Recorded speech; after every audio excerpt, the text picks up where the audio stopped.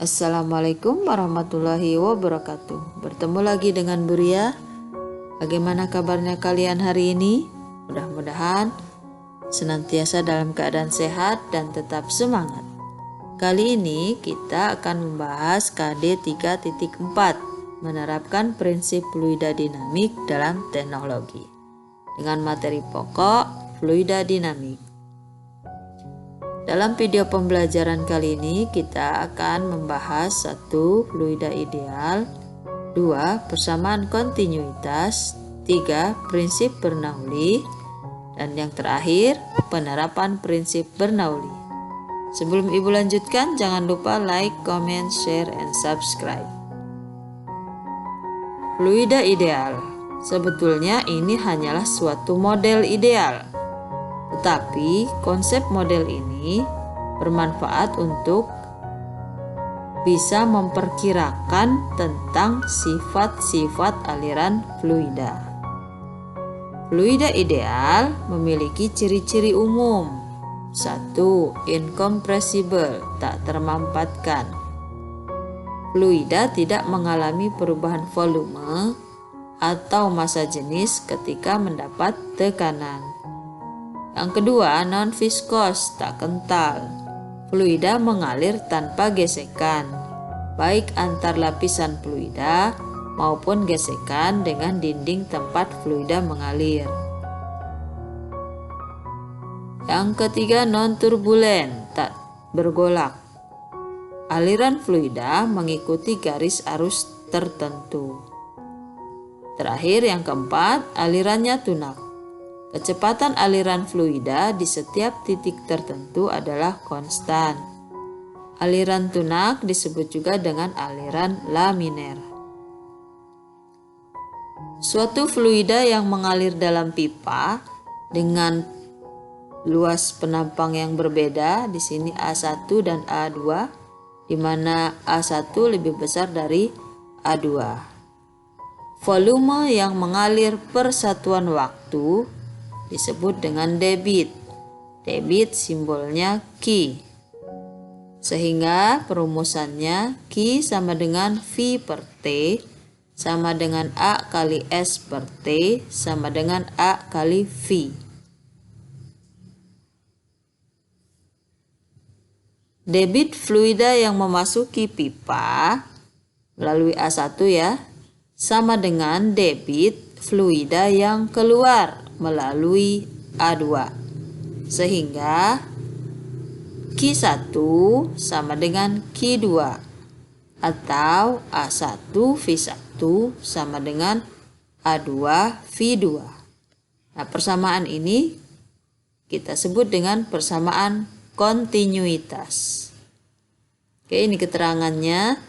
Q sama dengan debit, satuannya meter kubik per sekon.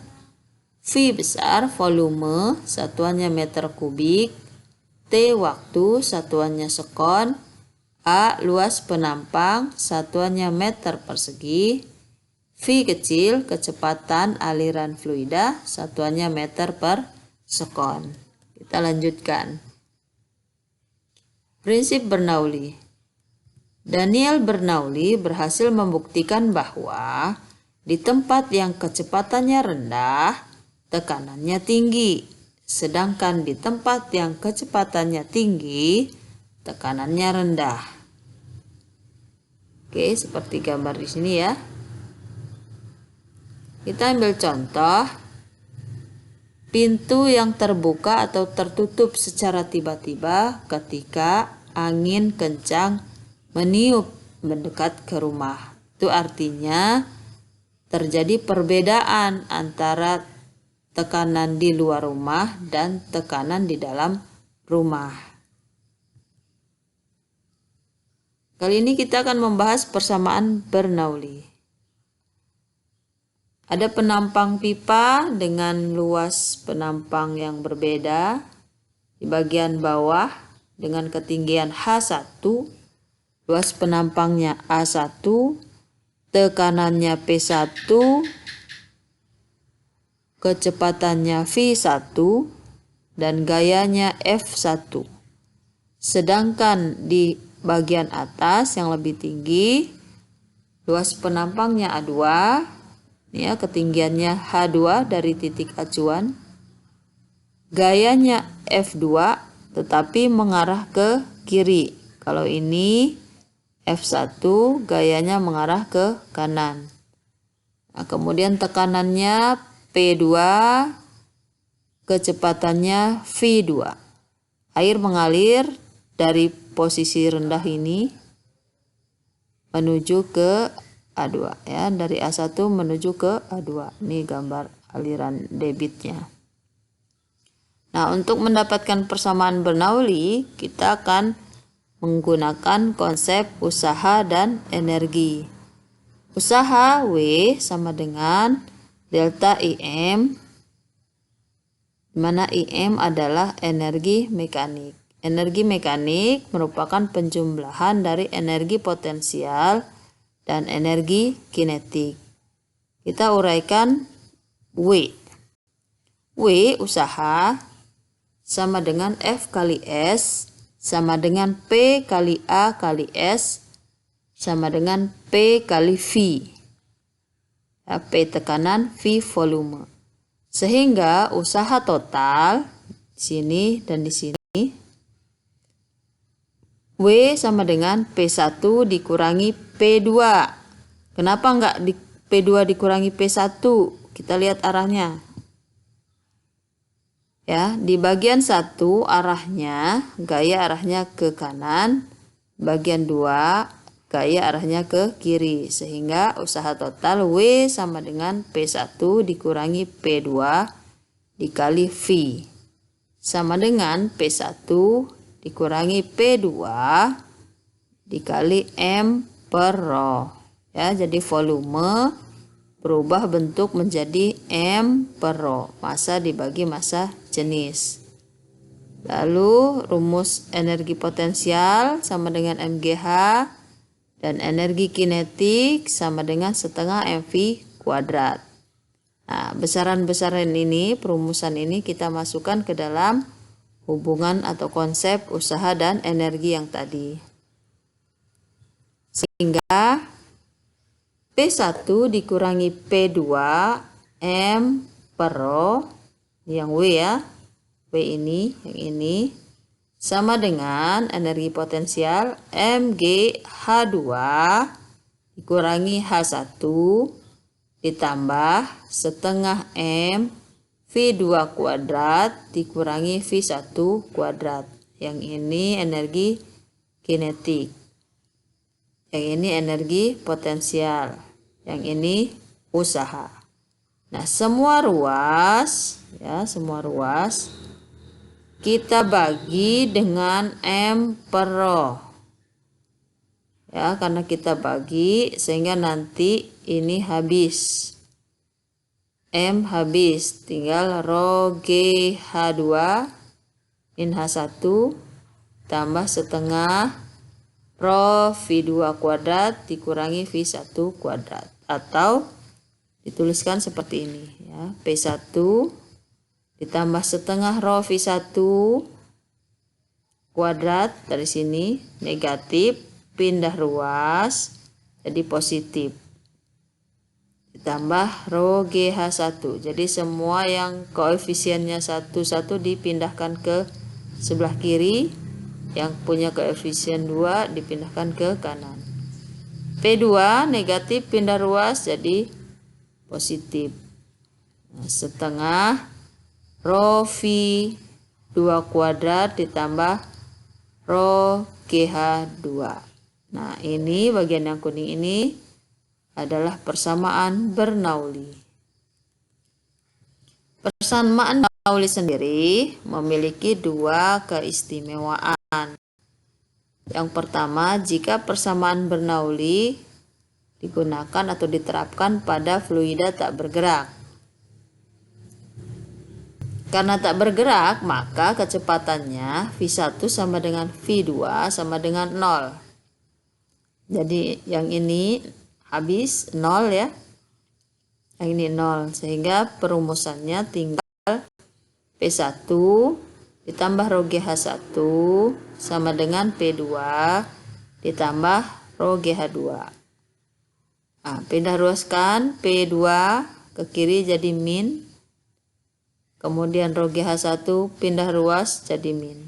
Sehingga P1 kurangi P2 sama dengan rho GH2 dikurangi H1. Ini kalau ditambahkan dengan bentuk gambar ya. H1 dari titik A ke permukaan ini, kemudian H2 dari titik B ke permukaan. Ini terlihat bahwa tekanan hidrostatik pada titik B lebih besar daripada tekanan hidrostatik pada titik A ya. Jadi sehingga rho GH2 dikurangi rho GH1. Persamaan Bernoulli pada pipa horizontal. Ini penerapan atau keistimewaan persamaan Bernoulli yang kedua. Karena horizontal, maka H1 sama dengan H2 sama dengan 0. Ya, ini 0, yang ini 0. Sehingga persamaan Bernoulli tinggal P1 ditambah setengah rho V1 kuadrat sama dengan P2 ditambah setengah rho V2 kuadrat. P2 pindah ruas jadi negatif, setengah rho V1 kuadrat pindah ruas jadi negatif. Sehingga persamaannya menjadi P1 dikurangi P2 sama dengan setengah rho V2 kuadrat dikurangi V1 kuadrat. Oke, seperti ini jika diperjelas dengan gambar. Selanjutnya, penerapan prinsip Bernoulli pada tangki berlubang atau tangki bocor. Ini dikenal dengan teorema Torricelli.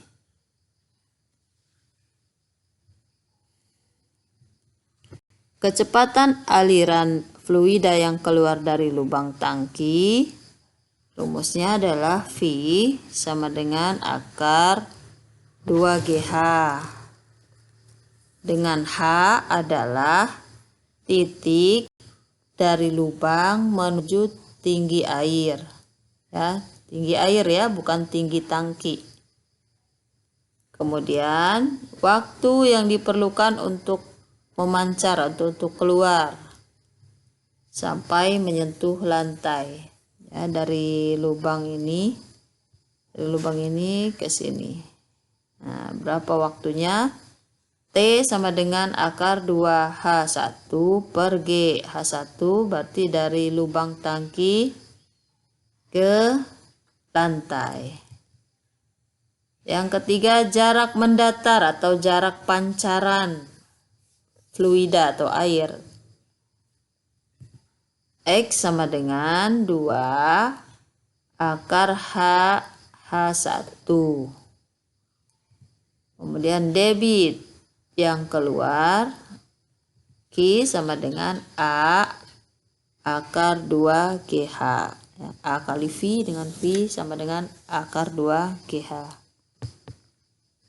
Aplikasi prinsip Bernoulli selanjutnya yaitu venturimeter, alat yang digunakan untuk mengukur kecepatan aliran zat cair. Kemudian tabung pitot, alat untuk mengukur kecepatan aliran gas. Kemudian alat penyemprot, ini bisa semprotan obat nyamuk atau parfum ya. Lalu karburator, nah yang ini yang akan diperjelas pada gaya angkat sayap pesawat. Perbedaan tekanan antara sisi atas dan bawah sayap pesawat akan menimbulkan gaya angkat. Oke, kita gambarkan. Nah, di atas sayap kecepatan tinggi, tekanannya rendah. Sedangkan di bawah sayap kecepatan rendah, tekanan tinggi. Tekanan akan bergerak dari tekanan tinggi menuju tekanan rendah, sehingga pesawat akan terangkat. Gaya angkat sayap pesawat besarnya F sama dengan setengah Rho kali A kali V atas kuadrat dikurangi V bawah kuadrat. Rho di sini adalah rho udara. Kemudian A luas sayap pesawat, luas permukaan sayap pesawat. Kemudian V atas berarti kecepatan di atas sayap. V bawah artinya kecepatan udara di bawah sayap. Oke, demikian untuk pertemuan kali ini. Mudah-mudahan bisa dipahami dan dapat bermanfaat untuk kalian mempelajari materi fluida dinamik. Sampai bertemu lagi, jangan lupa like, comment, share, and subscribe. Assalamualaikum warahmatullahi wabarakatuh.